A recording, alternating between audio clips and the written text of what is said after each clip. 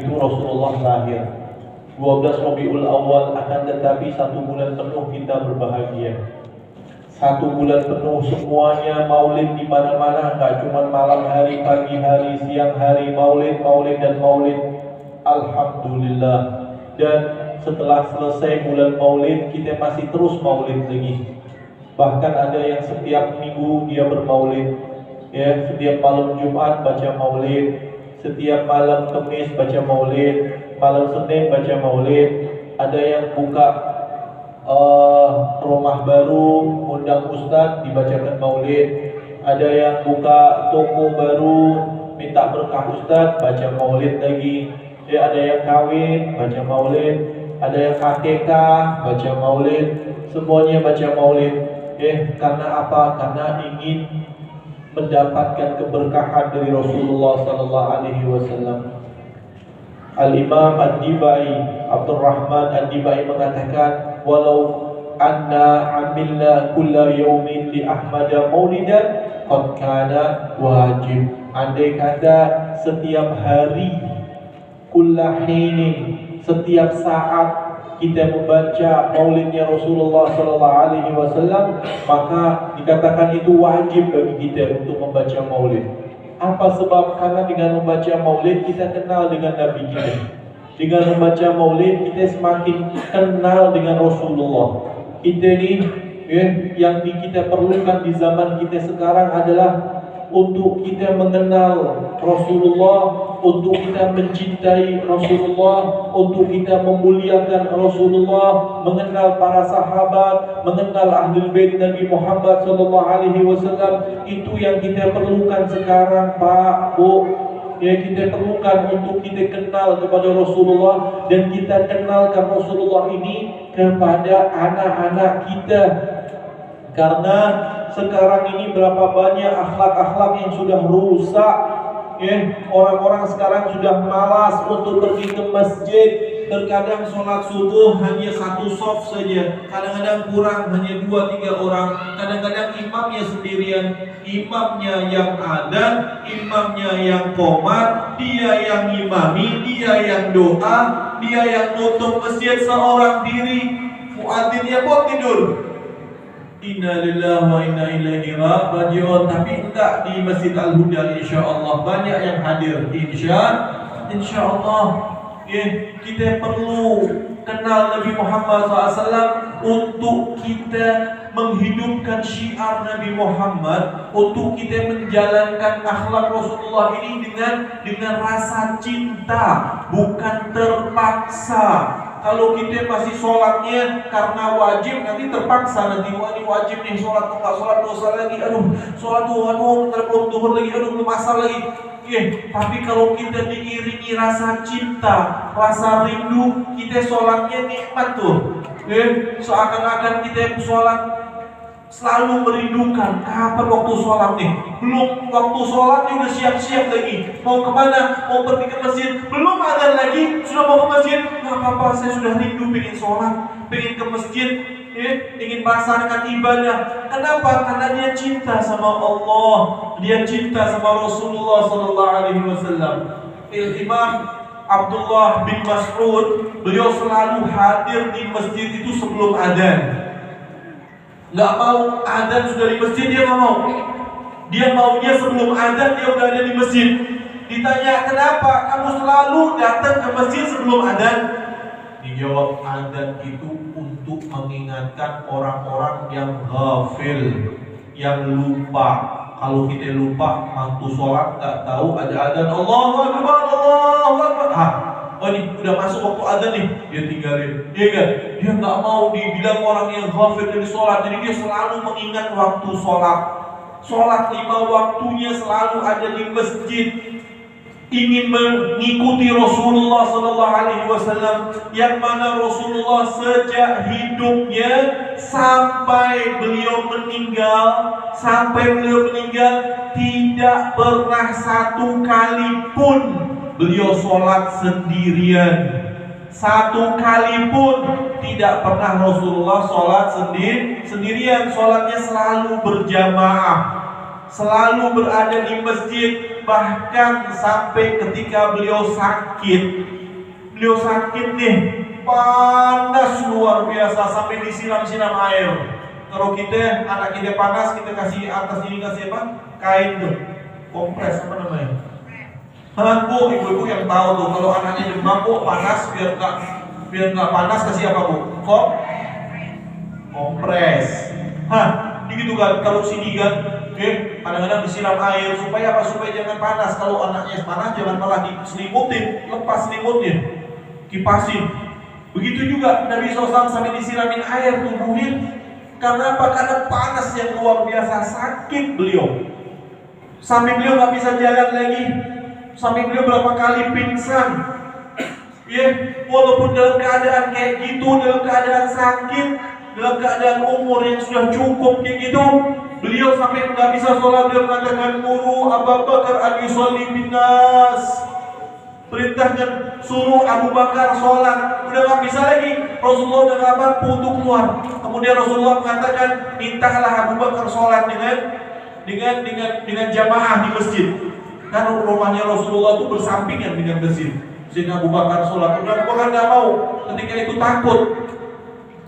Tapi karena perintah dari Rasulullah, akhirnya Sayyidina Abu Bakar maju sholat. Ketika Sayyidina Abu Bakar mau sholat, Rasulullah udah merasa enak dikit. Dalam keadaan sakit kayak gitu, manggil Sayyidina Ali bin Abi Thalib dan memanggil Fadl bin Abbas, mengatakan, aku ingin pergi ke masjid. Dalam keadaan sakit pun beliau ingin pergi ke masjid. Kemudian beliau didokong gitu, bahasa Melayu didokong dia, digendong. Kalau digendong kan bagi digendong gitu. Satu kanan di Sayyidina Ali, satu kiri di Sayyidina Fadl. Apa namanya, Bu? Bahasa Indonesia ya, Pak? Ayo, nggak tahu apa deh. Itu intinya itu udah ada, paham kan? Iya, sampai akhirnya Rasulullah jalan, tuh patah-patah kayak gitu, sampai tergeret kakinya nggak bisa jalan tuh. Tetap dibawa sampai mau masuk ke masjid. Sayyidina Abu Bakar karena melihat Rasulullah mundur sedikit, takut dia nggak mau, untuk cintanya dan menghormati Rasulullah nggak berani jadi imam. Kemudian tuh peringatan apa tuh, ada isya ya? Atau suruh berhenti, aduh belum lagi. 5 menitan. Apa itu tadi? Ada jam, ada gobul insyaallah. Gobul insyaallah. Tandanya ibadah kita semua diterima. Itu tanda insyaallah kita semua termasuk orang-orang yang minal maqbulin, diterima oleh Rasulullah SAW. Jadi tadi Rasulullah dalam keadaan seperti itu pun memaksakan dirinya untuk sholat berjamaah. Bahkan beliau mengatakan sholatul jamaah khairun min sholatil fadhi bi 27 darajah. Ya law ta'lamuna ma fil atamah wa fi sholatul jamaah la atauhuma walau habwan. Kalau kalian tahu apa yang ada di sholat subuh berjamaah, sholat asar berjamaah, maka kalian akan mendatangi sholat itu walau merangkak. Walaupun kita sakit, kita akan datangi sholat jamaah itu. Jadi penting sekali sholat jamaah untuk kita sholat di masjid.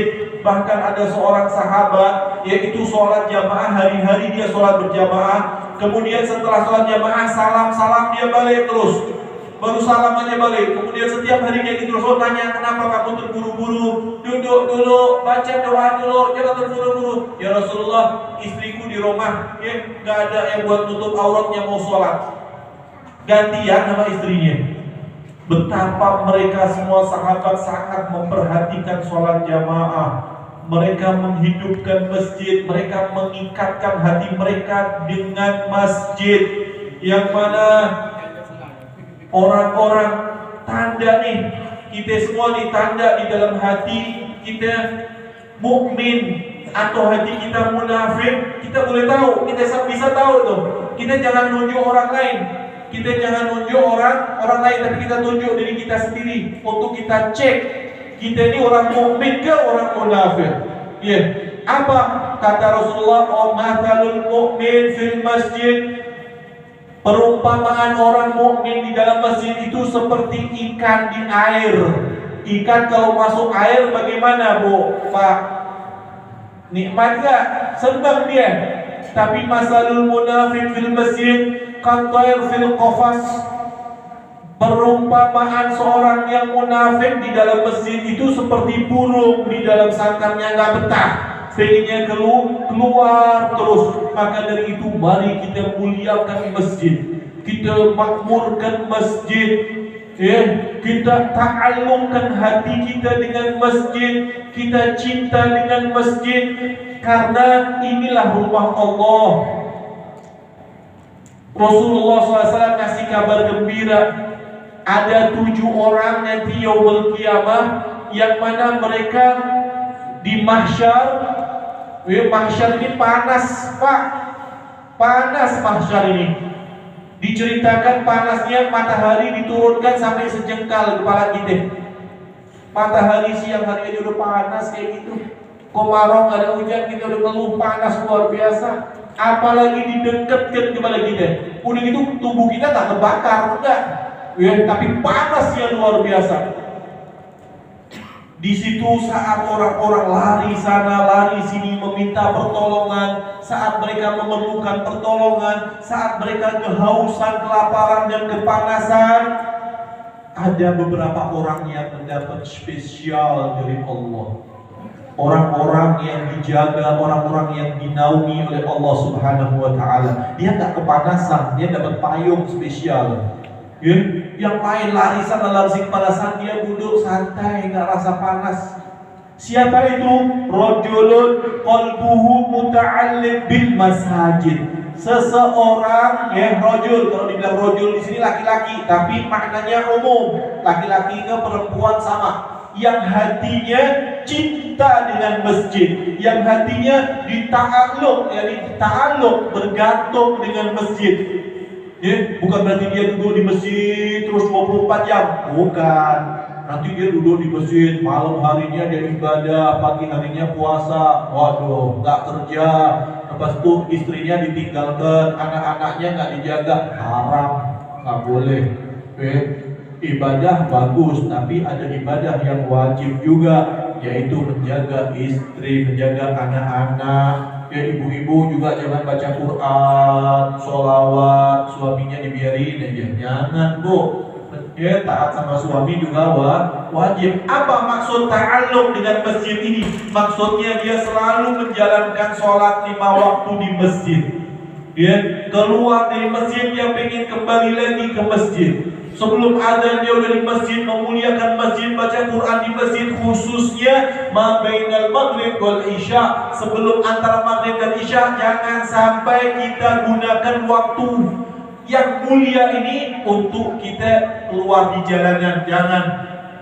Ibu-ibu, bapak-bapak, kalau malam sudah waktu adzan maghrib, kunci rumah. Kalau nggak mau pergi ke masjid, anak-anaknya di rumah ditutup, dikunci. Baca Quran, baca wirid sampai isya. Rasulullah bilang kalau sudah adzan maghrib, kunci rumah, karena syaitan di luar banyak tuh waktu maghrib itu. Banyak kejadian anak hilang waktu maghrib, banyak kejadian orang kerasukan waktu maghrib. Maghrib ini waktu memang banyak kejadian kayak gitu. Rasulullah sudah memperingatkan 1400 tahun yang lalu, kunci pintu ketika maghrib, fa inna syaitan la yaftahul babal mughlaqah, karena syaitan tak boleh, nggak bisa untuk membuka pintu yang terkunci. Setelah isya baru silakan, kalau mau perlu keluar lagi, kalau mau perlu apa silakan. Tapi waktu maghrib sama isya jangan kita biarkan anak-anak kita berkeliaran. Anak-anak nih, anak kecil, maghrib jangan ada yang pegang handphone. Jadi nggak boleh pegang handphone, nggak boleh main game. Di sini nggak ada yang pegang handphone ya anak-anak ya. Orang anak bangsa baik-baik, nggak ada yang pegang handphone kan, nggak ada yang pegang main game kan. Mobile Legend kan. Ada yang main game, nonton YouTube. Jangan, nggak boleh. Maghrib sampai isya gunakan untuk berzikir. Kalau bapaknya lupa, ingetin, Pak, jom zikir Pak. Ayo Pak, zikir, ayo Pak ke masjid. Jangan ada yang main handphone di malam hari. Dengerin. Anak-anak, masya Allah, ini anak-anak kecil-kecil luar biasa. Nanti anak-anak ini Kalau udah dewasa dia akan ingat. Kalau ibu nasihatin anaknya, nak sholat nak puasa nak jaga akhlak yang baik nak, apa yang ibu cakap, apa yang bapak ucapkan dilupain, percaya sama saya, lupa dia akan lupa. Ingat dah, bapak-bapak di sini ingat nggak nasihat bapak-bapak dulu, bapak-bapaknya ke antuk-antuknya gitu, lupa kan? Tapi apa yang dilihat akan terus dikenang sampai dia tua, sampai dia mati. Nanti dia anak-anaknya akan ingat, dulu saya waktu kecil dibawa oleh ibu saya selalu ke masjid, hadir maulid, dengarkan Habib ceramah. Ingat nanti itu. Dan dia akan melakukan ini terus, akan dijaga sama anak-anak kita. Ya kita yang tua-tua sabarlah, terkadang anak-anak bikin gaduh di masjid teriak-teriak, ya sabar sedikit, sabar, nggak apa-apa. Aduh, sholat nggak khusyuknya anak-anak nih, jangan dimarahin kan, sabar sedikit, ya nggak ada anak-anak aja kita nggak khusyuk, kan? Oh, kalau orang kita takut nggak khusyuk, kita sholat sendirian malam pun nanti nggak khusyuk. Ini anak-anak diganggu bapak, tenang sedikit, sabar, kita sabar. Apa sebab? Karena suatu masa nanti mereka lah yang akan menjadi penerus kita. Saat kita sudah tua nanti kita akan melihat anak-anak kita yang memakmurkan masjid, seperti kata siapa di MC-nya itu atau tadi ada yang bilang gitu. Betul apa yang dia omongkan. Ya, karena yang dia lihat anak-anak ini akan dia praktekkan, dan dia akan ajak anaknya lagi, cucu-cucu kita akan diajak oleh mereka. Karena apa? Karena mereka melihat apa yang dilihat akan dikenang. Kalau ibunya di rumah selalu membaca Al-Quran, anaknya pasti nanti akan senang baca Al-Quran. Kalau bapaknya senang hadir majlis, anaknya pun suka akan hadir majlis. Tapi kalau bapak ibunya di rumah sukanya nonton televisi, sukanya teriak-teriak, sukanya berkelahi, sukanya mengomong kotor, walaupun nasihat kita sehebat apapun, pasti anak kita tidak akan pernah mendengar. Betul ke betul? Nah, betul. Jadi untuk kita memperbaiki anak kita dulu perbaiki diri kita. Betul nak? Jadi anak-anak yang baik ya. Cinta nggak sama Rasulullah? Cinta nggak sama Rasulullah? Kenal nggak sama Nabi Muhammad? Kenal. Iya. Ada satu nabi, anak-anak nih dapat hadiah yang boleh jawab, dapat buah. Ada satu nabi yang nabi yang punya mukjizat, bisa membelah lautan. Jangan jawab, tunjuk tangan dulu. Usah semua jawab, habis buah kita. Nggak dapat habisnya. Semua jawab, semua dapat buah. Habibnya macam makin gak dapat. Nabimu, jangan jawab dulu. Nanti ya, kalau tunjuk tangan dulu baru jawab. Nabi Musa bisa membelah lautan. Mana yang lebih hebat, Nabi Musa atau Nabi Muhammad? Nabi Muhammad bisa belah lautan ya? Siapa bilang enggak? Kalau enggak hebat dong. Nabi Musa bisa belah lautan, Nabi Muhammad enggak. Nabi Muhammad bisa membelah lebih hebat daripada lautan. Apa yang dibelah?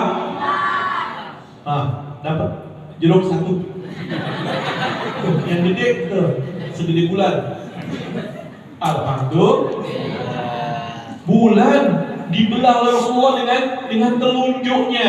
Nabi Musa membelah lautan dengan tongkatnya.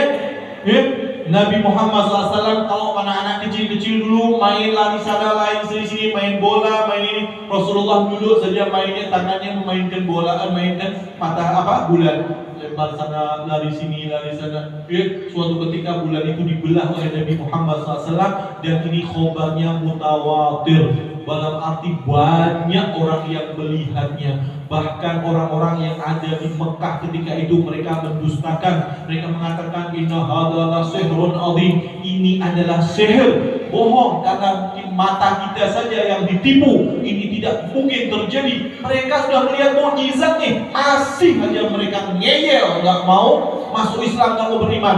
Kemudian mereka tunggu orang-orang yang datang dari negeri Syam, dari Syria, dari Palestina, orang-orang negeri Syam. Mereka datang, ditunggu. Setelah datang ditanya, apakah kamu melihat kejadian yang hebat ketika kamu perjalanan? Ya, saya melihat sebulan yang lalu, saya melihat ada bulan terbelah menjadi dua, yang satu lagi pergi ke kanan, yang satu lagi pergi ke kiri, yang kemudian bersatu lagi. Subhanallah, ternyata enggak hanya di Mekah kejadian ini, tapi orang di seluruh dunia yang melihat malam ketika itu, mereka ikut menyaksikan. Ini adalah mukjizat Nabi Muhammad sallallahu alaihi wasallam. Ada nabi yang tidak mempan dibakar api. Kamu sudah dapat? Nanti dia dapat lagi. Nanti yang tunjuk tangan dulu. Ada nabi yang tidak mempan dibakar api, tunjuk tangan. Wah, itu dia duluan tuh. Belum apa-apa udah tunjuk tangan deh. Dapat jeruk. Jadi bagi. Kalau Rasulullah bagaimana? Siapa lebih hebat? Rasulullah ke Nabi Muhammad ke Nabi Ibrahim? Nabi Muhammad kalau dibakar terbakar nggak? Enggak. Buktinya mana? Pernah nggak Rasulullah masuk ke dalam api? Pernah? Nggak pernah. Aduh, nanti kasih buah semua deh, kesian nih. Nanti dapat buah satu-satu. Rasulullah dulu Sayyidina Anas bin Malik ketika itu udah tua. Anas bin Malik udah tua, kan umurnya panjang nih. Anas bin Malik udah tua, dia putih, ininya putih semua sudah. Dia bilang sama istrinya, istriku, di dalam bilik itu, di dalam kamar ada sunduk kotak dari kayu itu, diambil. Isinya apa? Isinya adalah tisu. Bukan tisu apa? Sapu tangan, batuk ya. Bahasa Indonesia kita agak lupa deh.